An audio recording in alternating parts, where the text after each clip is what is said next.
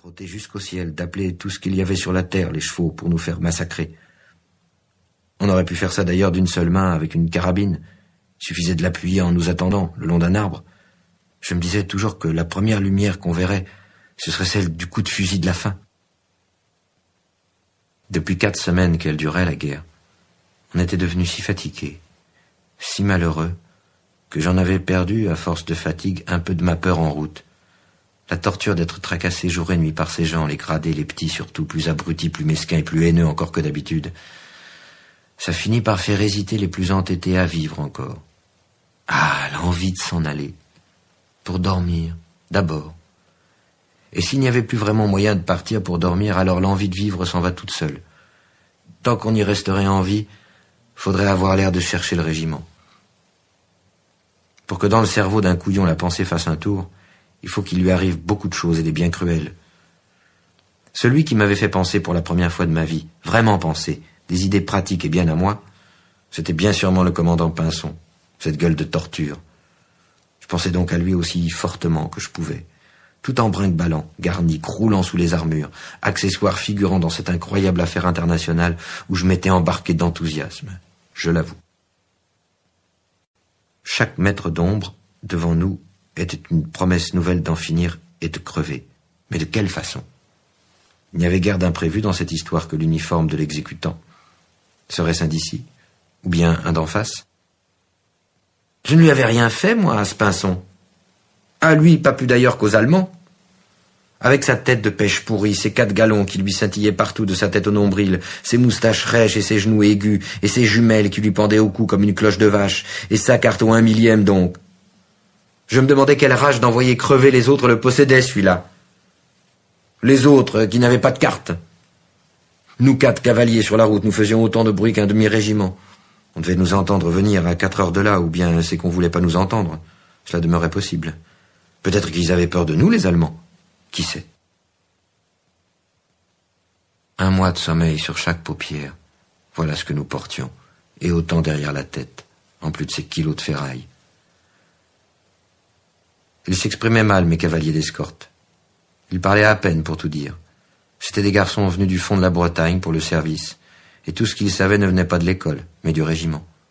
Ce soir-là, j'avais essayé de m'entretenir un peu du village de Barbagny, avec celui qui était à côté de moi, et qui s'appelait Kersuzon. Dis donc, Kersuzon, que je lui dis, c'est les Ardennes ici, tu sais. Tu ne vois rien, toi, loin devant nous? Moi, je vois rien du tout. C'est tout noir comme un cul, qu'il m'a répondu, Kersuzon. Ça suffisait. Dis donc, t'as pas entendu parler de Barbagny, toi, dans la journée? Par où que c'était, que je lui ai demandé encore? Non. Et voilà. On n'a jamais trouvé le Barbagny. On a tourné sur nous-mêmes seulement jusqu'au matin, jusqu'à un autre village où nous attendait l'homme aux jumelles. Son général prenait le petit café sous la tonnelle devant la maison du maire quand nous arrivâmes. Ah, comme c'est beau, la jeunesse, Pinson, qu'il lui a fait remarquer très haut à son chef d'état-major en nous voyant passer, le vieux. Ceci dit, il se leva et partit faire un pipi, et puis encore un tour, les mains derrière le dos, voûté. Il était très fatigué ce matin-là, m'a soufflé l'ordonnance. Il avait mal dormi, le général. Quelque chose qu'il tracassait dans la vessie qu'on racontait. Kersuzon me répondait toujours pareil quand je le questionnais la nuit. Ça finissait par me distraire comme un tic. Il m'a répété ça encore 2 ou 3 fois à propos du noir et du cul, et puis il est mort. Tué qu'il a été, quelque temps plus tard, en sortant d'un village, je m'en souviens bien, un village qu'on avait pris pour un autre par des Français qui nous avaient pris pour des autres. C'est même quelques jours après la mort de Kersuzon qu'on a réfléchi et qu'on a trouvé un petit moyen, dont on était bien content, pour ne plus se perdre dans la nuit. Donc, on nous foutait à la porte du cantonnement. Bon, alors on disait plus rien. On ne rouspétait plus. Allez-vous-en, qu'il faisait, comme d'habitude, la gueule en cire. Bien, mon commandant. Et nous voilà dès lors partis du côté du canon, et sans se faire prier tous les 5. On aurait dit qu'on allait aux cerises. C'était bien vallonné de ce côté-là.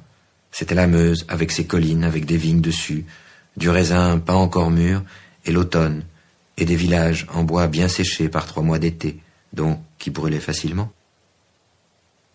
On avait remarqué ça, nous autres, une nuit qu'on savait plus du tout où aller. Un village brûlait toujours du côté du canon. On n'en approchait pas beaucoup, pas de trop.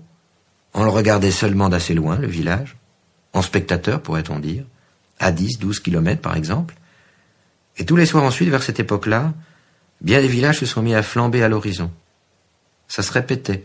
On en était entouré, comme par un très grand cercle d'une drôle de fête de tous ces pays-là qui brûlaient, devant soi et des deux côtés, avec des flammes qui montaient et léchaient les nuages. On voyait tout y passer dans les flammes, les églises, les granges, les unes après les autres, les meules qui donnaient des flammes plus animées, plus hautes que le reste, et puis les poutres qui se redressaient tout droit dans la nuit avec des barbes de flamèches avant de chuter dans la lumière. Ça se remarque bien comment que ça brûle, un village, même à 20 kilomètres. C'était gai. Un petit hameau de rien du tout qu'on n'apercevait même pas pendant la journée, au fond d'une moche petite campagne, eh bien, on n'a pas idée la nuit, quand il brûle, de l'effet qu'il peut faire. On dirait Notre-Dame. Ça dure bien toute une nuit à brûler un village, même un petit. À la fin, on dirait une fleur énorme. Puis rien qu'un bouton, puis plus rien. Ça fume et alors c'est le matin. Les chevaux qu'on laissait tous scellés dans les champs à côté de nous ne bougeaient pas. Nous, on allait roupiller dans l'herbe, sauf un qui prenait la garde, à son tour forcément. Mais quand on a des feux à regarder, la nuit passe bien mieux, c'est plus rien à endurer, c'est plus de la solitude. Malheureux qu'ils n'ont pas duré, les villages.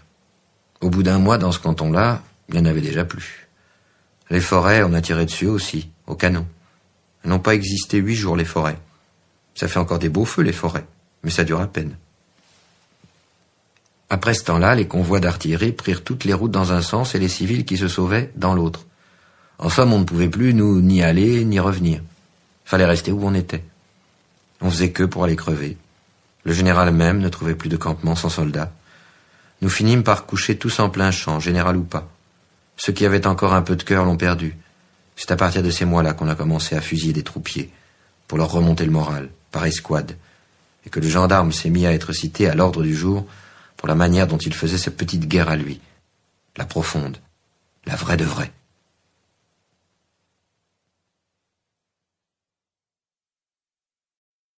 Après un repos, on est remonté à cheval, quelques semaines plus tard, et on est reparti vers le nord. Le froid, lui aussi, vint avec nous. Le canon ne nous quittait plus. Cependant, on ne se rencontrait guère avec les Allemands que par hasard. Tantôt un hussard ou un groupe de tirailleurs, par-ci par-là, en jaune et vert, des jolies couleurs. On semblait les chercher, mais on s'en allait plus loin dès qu'on les apercevait. À chaque rencontre, 2 ou 3 cavaliers y restaient, tantôt à eux, tantôt à nous. Et leurs chevaux libérés, étriers fous et clinquants, galopaient à vide, et dévalaient vers nous de très loin avec leurs selles à trousquins bizarres, et leur cuir frais comme ceux des portefeuilles du jour de l'an.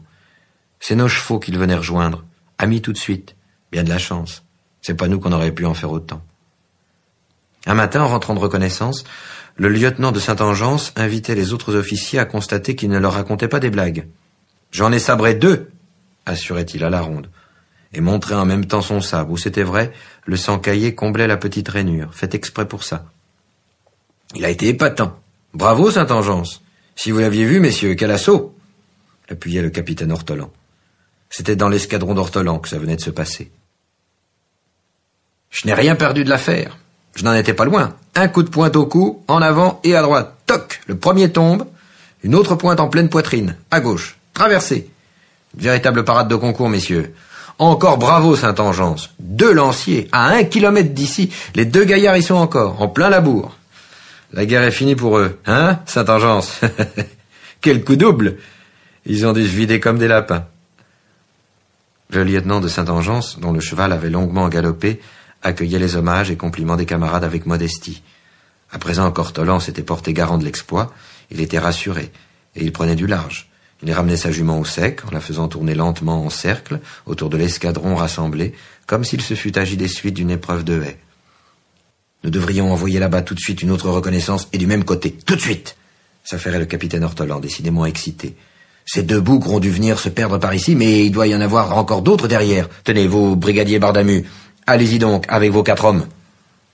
C'est à moi qu'il s'adressait, le capitaine. Et quand ils vous tireront dessus, eh bien, tâchez de les repérer, et venez me dire tout de suite où ils sont. Ce doit être des brandebourgeois. Ceux de l'active racontaient qu'au quartier, en temps de paix, il n'apparaissait presque jamais, le capitaine Ortolan.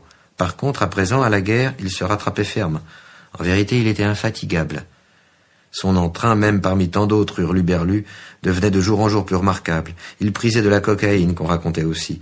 Pâle et cerné, toujours agité sur ses membres fragiles. Dès qu'il mettait pied à terre, il chancelait d'abord, et puis il se reprenait et arpentait rageusement les sillons en quête d'une entreprise de bravoure. Il nous aurait envoyé prendre du feu à la bouche des canons d'en face. Il collaborait avec la mort. On aurait pu jurer qu'elle avait un contrat avec le capitaine Ortolan.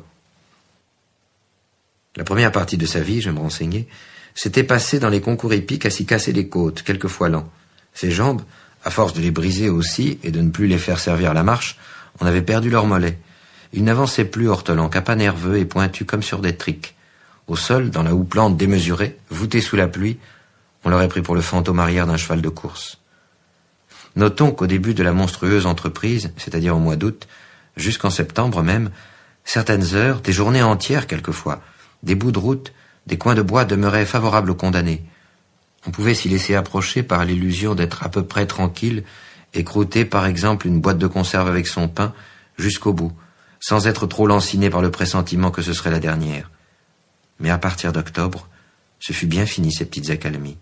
La grêle devint de plus en plus épaisse, plus dense, mieux truffée, farcie d'obus et de balles.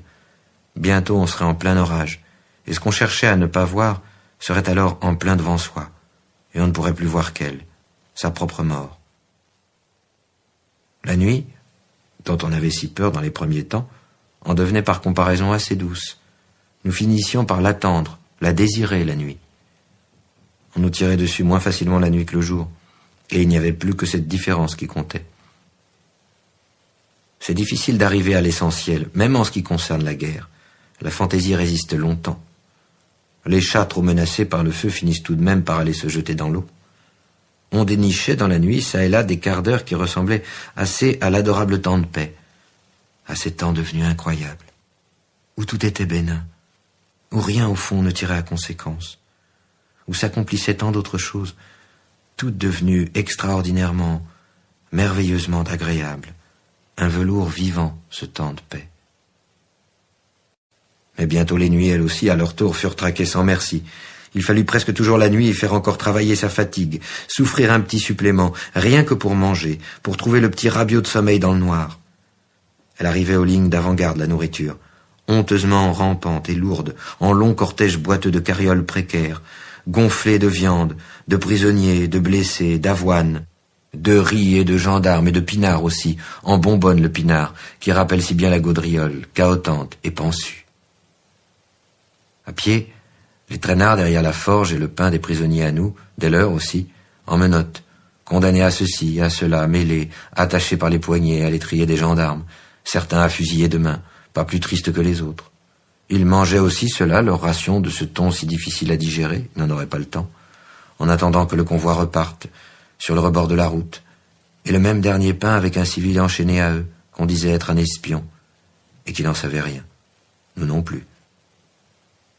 La torture du régiment continuait alors sous la forme nocturne, à tâtons dans les ruelles bossues du village sans lumière et sans visage, à plier sous des sacs plus lourds que des hommes, d'une grange inconnue vers l'autre, engueulés, menacés de l'une à l'autre, hagards, sans l'espoir décidément de finir autrement que dans la menace, le purin et le dégoût d'avoir été torturés, dupés jusqu'au sang par une horde de fous vicieux, devenus incapables soudain d'autre chose, autant qu'ils étaient, que de tuer et d'être étripés sans savoir pourquoi. Vautré à terre entre deux fumiers, à coups de gueule, à coups de botte, on se trouvait bientôt relevé par la gradaille, et relancé encore un coup vers d'autres chargements du convoi, encore. Le village en suintait de nourriture et d'escouade dans la nuit bouffie de graisse, de pommes, d'avoine, de sucre qu'il fallait coltiner et bazarder en route au hasard des escouades. Il amenait de tout le convoi, sauf la fuite. Las, la corvée s'abattait autour de la carriole et survenait le fourrier alors avec son fanal au-dessus des larves. Ce singe à deux mentons qui devait dans n'importe quel chaos découvrir des abreuvoirs. Aux chevaux de boire. Mais j'en ai vu, moi, 4 des hommes, derrière compris, roupillés dedans la pleine eau, évanouis de sommeil jusqu'au cou. Après l'abreuvoir, il fallait encore la retrouver, la ferme et la ruelle par où on était venu, et où on croyait bien l'avoir laissé l'escouade. Si on ne retrouvait rien, on était quitte pour s'écrouler une fois de plus le long d'un mur, pendant une seule heure, s'il en restait encore une à roupiller. Dans ce métier d'être tué, faut pas être difficile. Faut faire comme si la vie continuait. C'est ça le plus dur, ce mensonge. et ils repartaient vers l'arrière les fourgons. Fuyant l'aube, le convoi reprenait sa route, en crissant de toutes ses roues tordues. Il s'en allait avec mon vœu qu'il serait surpris, mis en pièces, brûlé enfin au cours de cette journée même, comme on en voit dans les gravures militaires, piller le convoi, à jamais, avec tout son équipage de gorilles gendarmes, de fers à chevaux et de rengagés à lanterne, et tout ce qu'il contenait de corvées et de lentilles encore et d'autres farines, qu'on ne pouvait jamais faire cuire et qu'on ne leur verrait plus jamais. Car crever pour crever de fatigue ou d'autre chose, la plus douloureuse façon est encore d'y parvenir en coltinant des sacs pour remplir la nuit avec. Le jour où on les aurait ainsi bousillés jusqu'aux essieux, ces salauds-là, au moins nous foutrait-il la paix, pensais-je. Et même si ça ne serait rien que pendant une nuit tout entière, on pourrait dormir au moins une fois tout entier, corps et âme. Ce ravitaillement, un cauchemar en surcroît, petit monstre tracassier sur le gros de la guerre. Brutes devant, à côté et derrière, ils en avaient mis partout. Condamnés à mort différée, on ne sortait plus de l'envie de roupiller énorme, et tout devenait souffrance en plus d'elle, le temps et l'effort de bouffer. Un bout de ruisseau, un pan de mur par là qu'on croyait avoir reconnu. On cédait des odeurs pour retrouver la ferme de l'escouade, redevenue chien dans la nuit de guerre des villages abandonnés. Ce qui guide encore le mieux, c'est l'odeur de la merde. Le juteux du ravitaillement, gardien des haines du régiment, pour l'instant le maître du monde. Celui qui parle de l'avenir est un coquin, c'est l'actuel qui compte. Invoquer sa postérité, c'est faire un discours aux asticots. Dans la nuit du village de guerre, l'adjudant gardait les animaux humains pour les grands abattoirs qui venaient d'ouvrir. Il est le roi, l'adjudant, le roi de la mort, adjudant Cretel, parfaitement. On ne fait pas plus puissant. Il n'y a d'aussi puissant que lui qu'un adjudant des autres, en face. Rien ne restait du village de vivant que des chats effrayés. Les mobiliers bien cassés d'abord passaient à faire du feu pour la cuistance, chaises, fauteuils, buffets, du plus léger au plus lourd. Et tout ce qui pouvait se mettre sur le dos, ils l'emmenaient avec eux, mes camarades. Des peignes, des petites lampes, des tasses, des petites choses futiles, et même des couronnes de mariée, tout y passait, comme si on avait encore eu à vivre pour des années. Ils volaient pour se distraire, pour avoir l'air d'en avoir encore pour longtemps, des envies de toujours. Le canon, pour eux, c'était rien que du bruit. C'est à cause de ça que les guerres peuvent durer. Même ceux qui la font, en train de la faire, ne l'imaginent pas. La balle dans le ventre. Ils auraient continué à ramasser de vieilles sandales sur la route qui pouvaient encore servir. Ainsi le mouton sur le flanc dans le pré agonise et broute encore. La plupart des gens ne meurent qu'au dernier moment, d'autres commencent et s'y prennent 20 ans d'avance et parfois davantage. Ce sont les malheureux de la terre. Je n'étais point très sage pour ma part, mais devenu assez pratique cependant pour être lâche définitivement. Sans doute donnais-je à cause de cette résolution l'impression d'un grand calme. Toujours est-il que j'inspirais tel que j'étais une paradoxale confiance à notre capitaine Ortolan lui-même, qui résolut pour cette nuit-là de me confier une mission délicate. Il s'agissait, m'expliqua-t-il, en confidence, de me rendre au trot avant le jour à Noirceur-sur-la-Lys, ville de Tisserand, située à 14 kilomètres du village où nous étions campés. Je devais m'assurer dans la place même de la présence de l'ennemi. À ce sujet, depuis le matin, les envoyés n'arrivaient qu'à se contredire. Le général des entrailles en était impatient. À l'occasion de cette reconnaissance, on me permit de choisir un cheval parmi les moins purulents du peloton. Depuis longtemps, je n'avais pas été seul. Il me sembla du coup partir en voyage. Mais la délivrance était fictive. Dès que j'eus pris la route, à cause de la fatigue, je parvins mal à m'imaginer quoi que je fis mon propre meurtre, avec assez de précision et de détail. J'avançais d'arbre en arbre, dans mon bruit de ferraille. Mon beau sabre à lui seul pour le potin valait un piano. Peut-être étais-je à plaindre, mais en tout cas, sûrement, j'étais grotesque. À quoi pensait donc le général des entrailles en m'expédiant ainsi dans ce silence, tout vêtu de cymbales?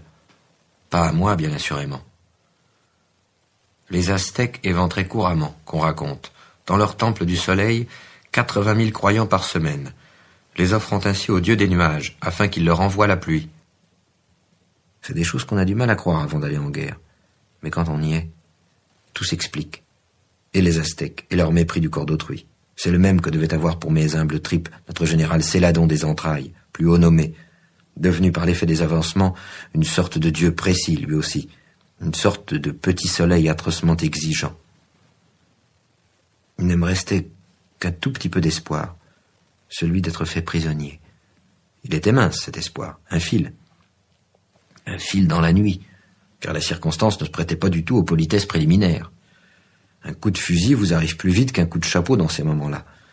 D'ailleurs, que trouverais-je à lui dire à ce militaire hostile, par principe, et venu expressément pour m'assassiner de l'autre bout de l'Europe?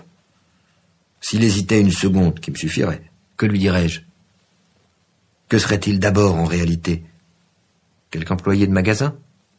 Un rengagé professionnel? Un fossoyeur peut-être? Dans le civil? Un cuisinier? Les chevaux ont bien de la chance, eux. Car s'ils subissent aussi la guerre, comme nous, on ne leur demande pas d'y souscrire, d'avoir l'air d'y croire. Malheureux mais libres chevaux. L'enthousiasme, hélas. C'est rien que pour nous, ce putain. Je discernais très bien la route à ce moment, et puis posés sur les côtés, sur le limon du sol, les grands carrés et volumes des maisons, aux murs blanchis de lune, comme de gros morceaux de glace inégaux, tout silence, en bloc pâle. Serait-ce ici la fin de tout? Combien y passerais-je de temps dans cette solitude après qu'il m'aurait fait mon affaire? Avant d'en finir? Et dans quel fossé? Le long duquel de ces murs? Il m'achèverait peut-être d'un coup de couteau. Ils arrachaient parfois les mains, les yeux et le reste. On racontait bien des choses à ce propos, et des pas drôles, qui sait? Un pas du cheval, encore un autre, suffirait. Ces bêtes trottent chacune comme deux hommes en souliers de fer collés ensemble, avec un drôle de pas de gymnastique tout désuni. Mon cœur au chaud, ce lapin, derrière sa petite grille des côtes, agitée, blottie, stupide. Quand on se jette d'un trait du haut de la tour Eiffel, on doit sentir des choses comme ça. On voudrait se rattraper dans l'espace. Il garda pour moi secrète sa menace, ce village, mais toutefois pas entièrement.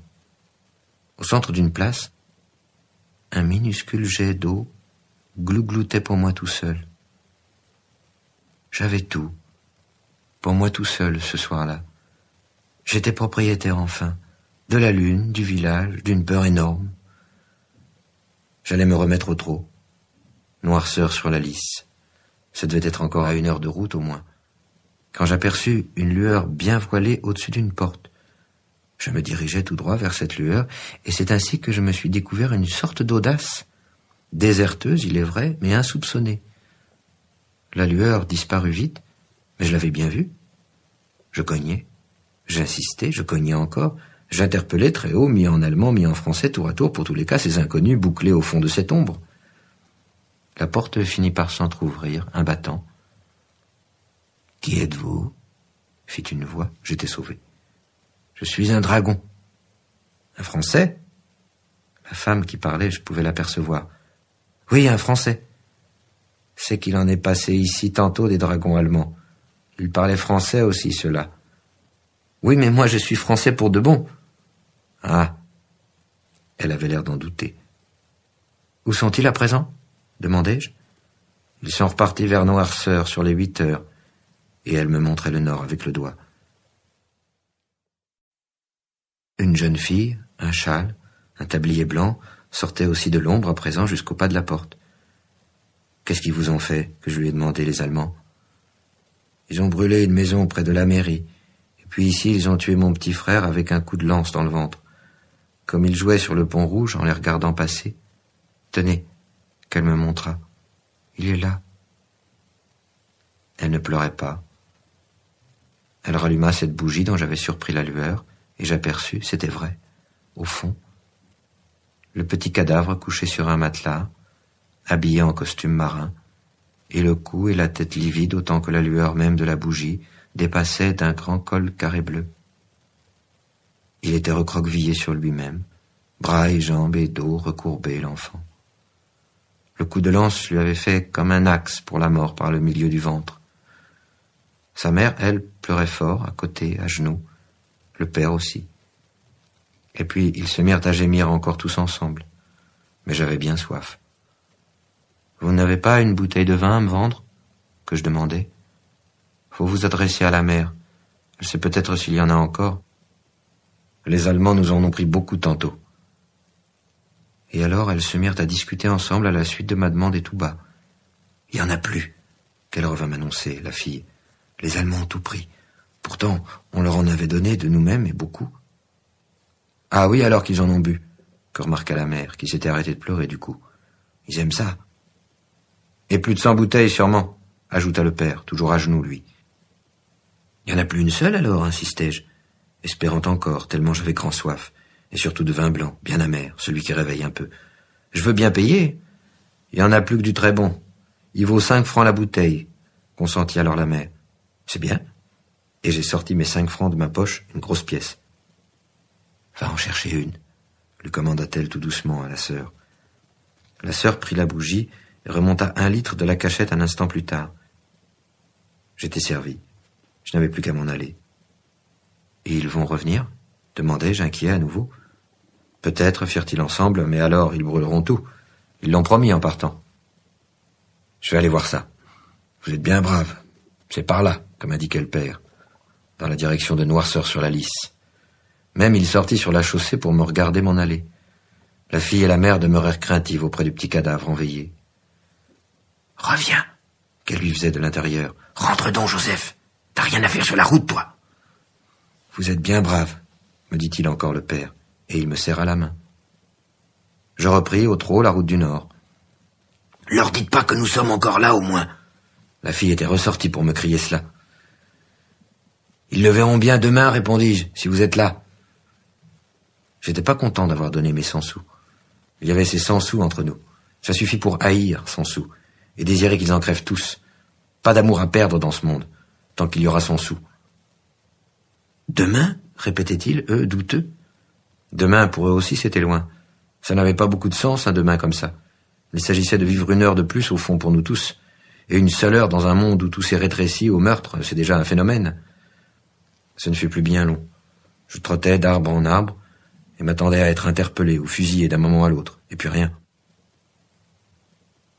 Il devait être sur les 2 heures après minuit, guère plus, quand je parvins sur le faîte d'une petite colline, au pas. De là, j'ai aperçu tout d'un coup en contrebas des rangées et encore des rangées de becs de gaz allumés, et puis au premier plan, une gare tout éclairée avec ses wagons, son buffet, d'où ne montait cependant aucun bruit. Rien. Des rues, des avenues, des réverbères, et encore d'autres parallèles de lumière, des quartiers entiers, et puis le reste autour, plus que du noir, du vide, avide autour de la ville, tout étendue, elle, étalée devant moi, comme si on l'avait perdue, la ville, tout allumée et répandue au beau milieu de la nuit. J'ai mis pied à terre et je me suis assis sur un petit tertre pour regarder ça pendant un bon moment. Cela ne m'apprenait toujours pas si les Allemands étaient entrés dans Noirceur. Mais comme je savais que dans ces cas-là, ils mettaient le feu d'habitude, s'ils étaient entrés, et s'ils n'y mettaient point le feu tout de suite à la ville, c'est sans doute qu'ils avaient des idées et des projets pas ordinaires. Pas de canon non plus, c'était louche. Mon cheval voulait se coucher lui aussi. Il tirait sur sa bride et cela me fit retourner. Quand je regardais à nouveau du côté de la ville, quelque chose avait changé dans l'aspect du tertre devant moi. Pas grand-chose, bien sûr, mais tout de même assez pour que je l'appelle. « Hé là! Qui va là ?» Ce changement dans la disposition de l'ombre avait eu lieu à quelques pas. Ce devait être quelqu'un. « Gueule pas si fort !» que répondit une voix d'homme lourde et enrouée. Une voix qui avait l'air bien française. « T'es à la traîne aussi, toi ?» Qu'il me demande de même. À présent, je pouvais le voir. Un fantassin, c'était, avec sa visière bien cassée, à la classe.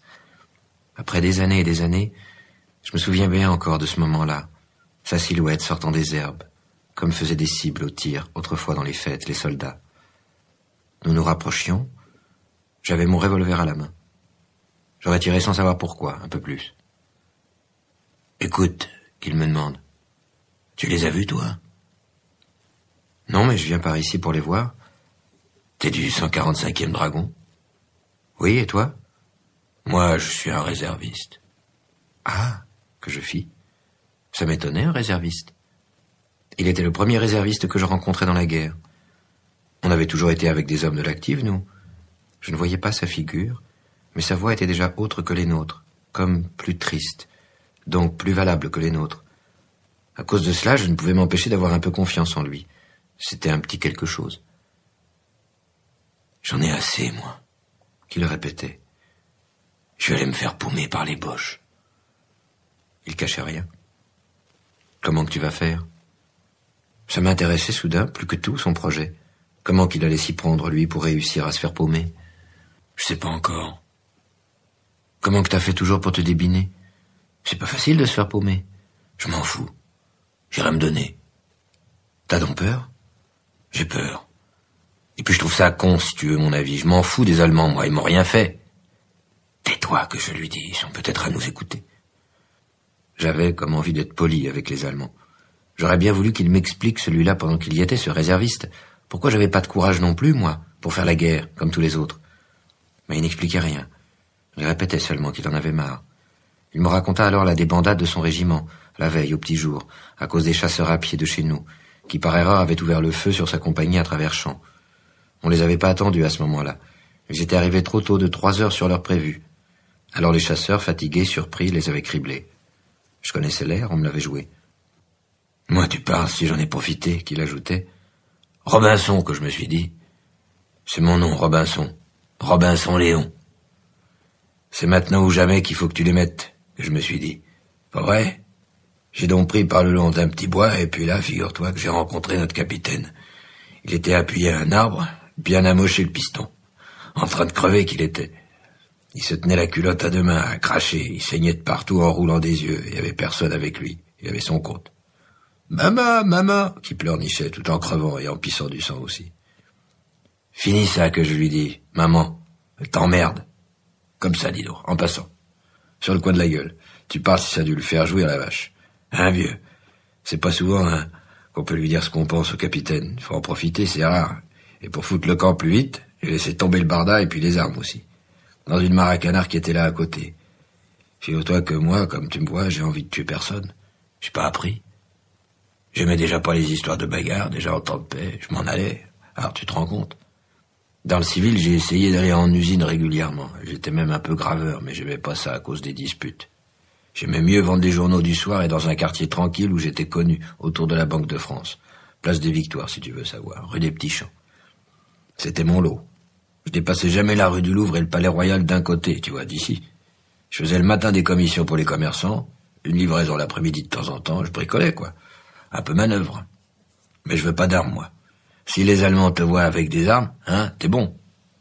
Tandis que quand t'es en fantaisie, comme moi maintenant, rien dans les mains, rien dans les poches, ils sentent qu'ils auront moins de mal à te faire prisonnier, tu comprends?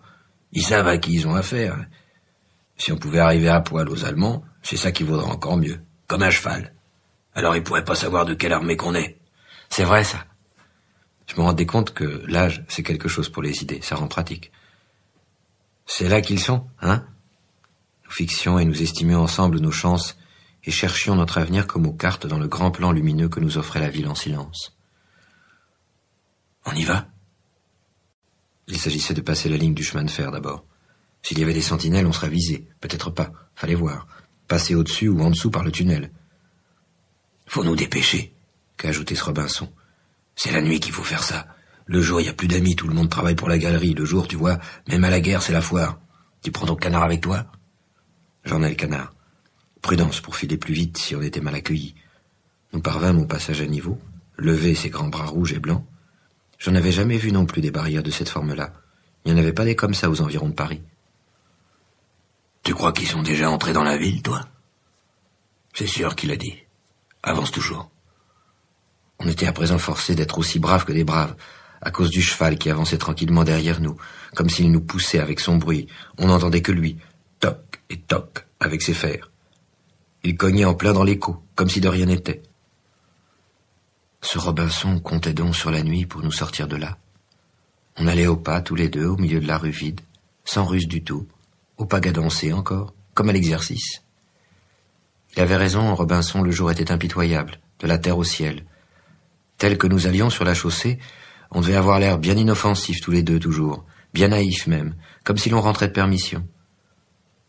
T'as entendu dire que le premier hussard a été fait prisonnier tout entier? Dans l'île? Ils sont entrés comme ça qu'on a dit. Tu savais pas, hein? Le colonel devant? Dans une rue principale, mon ami, ça s'est refermé, par devant, par derrière, des Allemands partout, aux fenêtres, partout, ça y était, comme des rats qu'ils étaient faits, comme des rats! Tu parles d'un filon? Ah, les vaches! Ah, dis donc, ah, dis donc!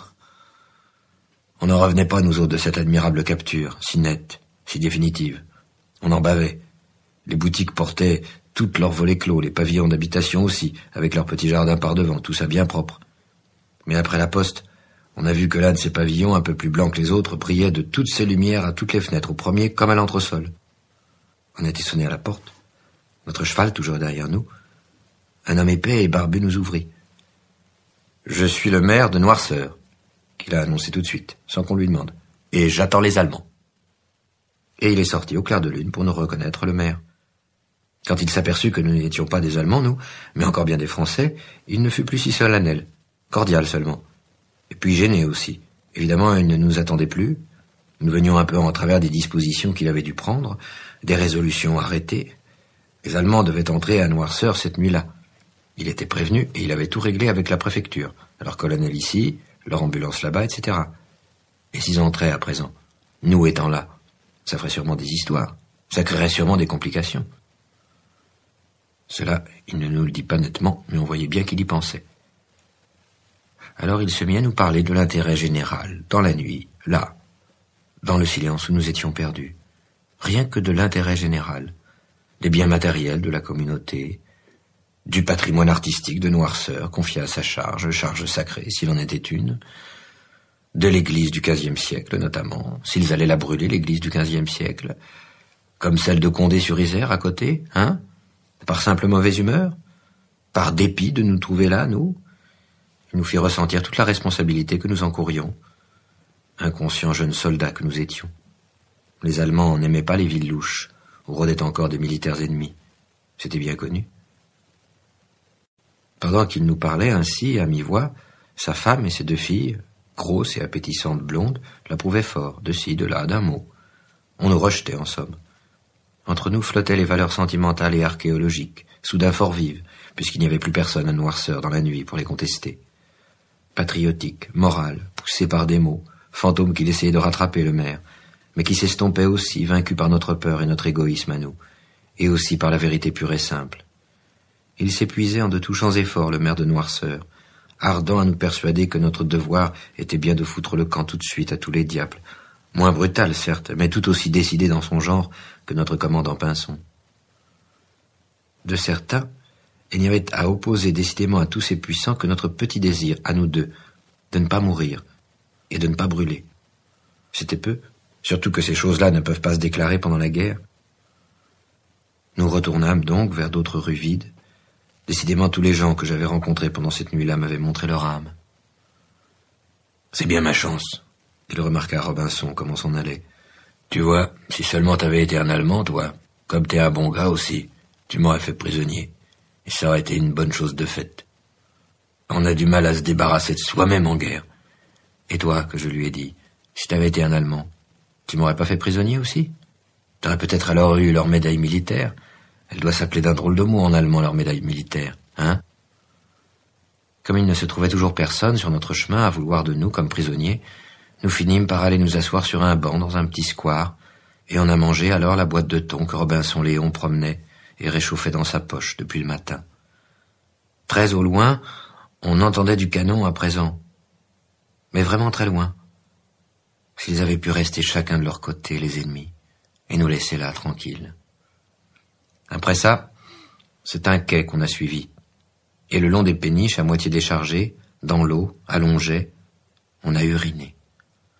On emmenait toujours le cheval à la bride, derrière nous, comme un très gros chien, mais près du pont, dans la maison du pasteur, à une seule pièce, sur un matelas aussi, était étendu encore un mort, tout seul, un Français, commandant de chasseurs à cheval, qui ressemblait d'ailleurs un peu à ce Robinson, comme tête.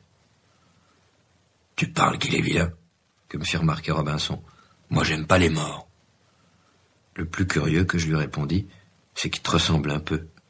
Il a un long nez comme le tien, et toi, t'es pas beaucoup moins jeune que lui. Ce que tu vois, c'est pas la fatigue, forcément qu'on se ressemble un peu tous. Mais si tu m'avais vu avant, quand je faisais de la bicyclette tous les dimanches, j'étais beau gosse. J'avais des mollets, mon vieux. Du sport, tu sais. Et ça développe les cuisses aussi. On est ressorti. L'allumette qu'on avait prise pour le regarder s'était éteinte. Tu vois, c'est trop tard, tu vois. Une longue raie grise et verte soulignait déjà au loin la crête du coteau, à la limite de la ville, dans la nuit. Le jour, un de plus, un de moins.